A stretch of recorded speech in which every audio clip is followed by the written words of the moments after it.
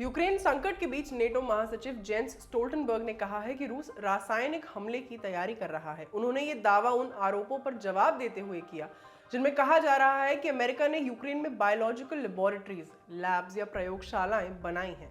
German अखबार belt को दिए एक इंटरव्यू में जेंस स्टोल्टनबर्ग ने कहा कि अमेरिका पर लगे ये आरोप निराधार है।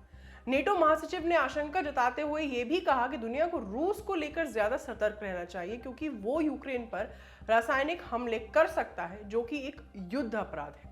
इसी महीने की शुरुआत में रूस के रक्षा मंत्रालय ने यूक्रेन के बायो लेबोरेटरीज विशेषज्ञों से मिले दस्तावेजों के हवाले से बड़ा दावा किया था। इसमें उन्होंने कहा था कि अमेरिका ने यूक्रेन में रासायनिक प्रयोगशालाएं बनाई हैं। डॉक्यूमेंट से मिली जानकारी के अनुसार अमेरिका ने यूक्रेन में अफ्रीकी स्वाइन फ्लू और एंथ्रैक्स फैलाने की संभावना पर अध्ययन किया है। इस काम में 1531 करोड़ रुपए खर्च किए गए हैं। स्टडी के तहत पक्षी, चमगादड़ और सरीसृप प्रजातियों का इस्तेमाल किया गया है। रूस का दावा यह है कि अमेरिका ने इस काम के नाम पर यूक्रेन में कई जैविक प्रयोगशालाएं बनाई हैं। रूसी armed force radiation, chemical and biological defence के प्रमुख इगोर किरिलोव ने कहा है कि पेंटागन ने यूक्रेनी क्षेत्र में ऐसी 30 से अधिक जैविक प्रयोगशालाओं का एक नेटवर्क बनाया है। रूस का आरोप है कि अमेरिका इस तरह से बायोलॉजिकल यानी जैविक हथियार बनाने में यूक्रेन की मदद कर रहा है। हालांकि अमेरिका ने इन तमाम दावों को खारिज किया है। आमतौर पर रासायनिक हथियारों की चर्चा में जैविक हथियारों का जिक्र होता है, हालांकि इनमें आपसी अंतर है। रासायनिक हथियार उन्हें कहते हैं जो विषैले पदार्थों के माध्यम से शरीर के सिस्टम पर हमला कर उसे खत्म कर देते हैं। ये कई प्रकार के होते हैं, जैसे सांस को बंद कर देने वाला रसायन जो व्यक्ति के फेफड़ों और श्वसन अंगों पर हमला करते हैं। इस कारण व्यक्ति की दम घुटने से मौत हो जाती है।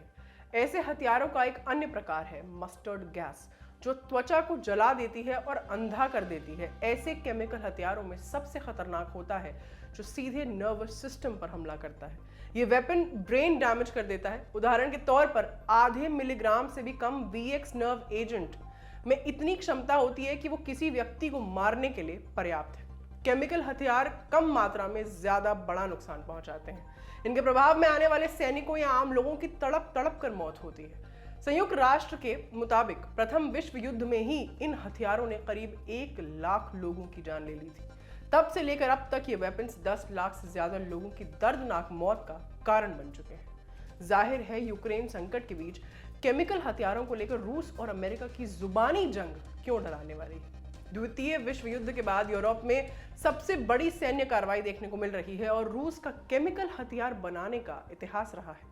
वैसे इन सभी रसायनों का इस्तेमाल बॉम्ब्स और मिसाइल्स के जरिए किया जा सकता है, लेकिन हथियार नियंत्रण से जुड़े अंतर्राष्ट्रीय समझौते केमिकल वेपन्स कन्वेंशन 1997 के तहत इन केमिकल्स पर पूरी तरह प्रतिबंध है।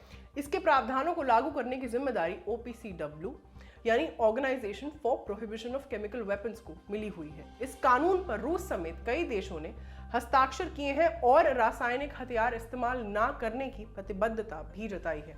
वहीं बायोलॉजिकल वेपन्स वो होते हैं जिनमें खतरनाक पैथोजेंस का इस्तेमाल हथियार के रूप में किया जाता है।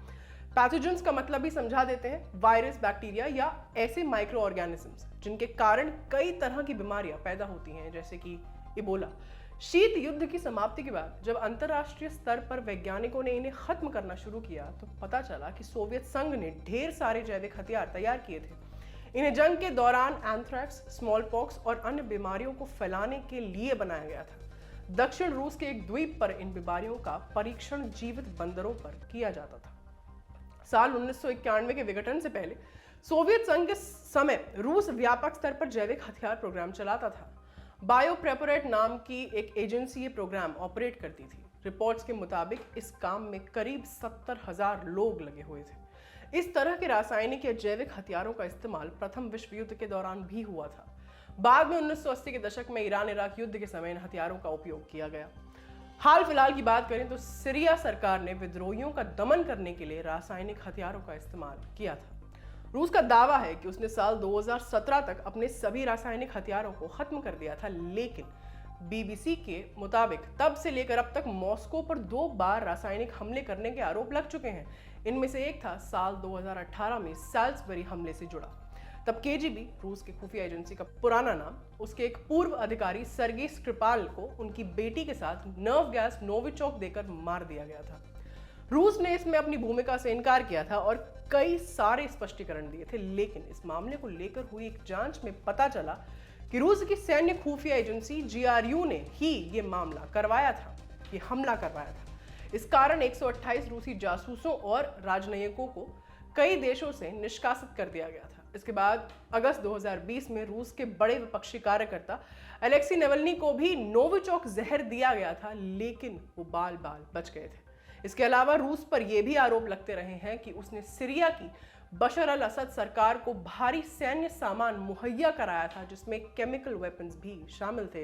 इसका फायदा उठाकर सरकार ने उसका विरोध करने वाले लोगों पर कथित रूप से रासायनिक हमले किए थे। ये खबर आपके लिए लिखी थी धीरज ने। मेरा नाम है आस्था, कैमरा के पीछे है विजय। देखते रहिए द लंदन टॉप। शुक्रिया।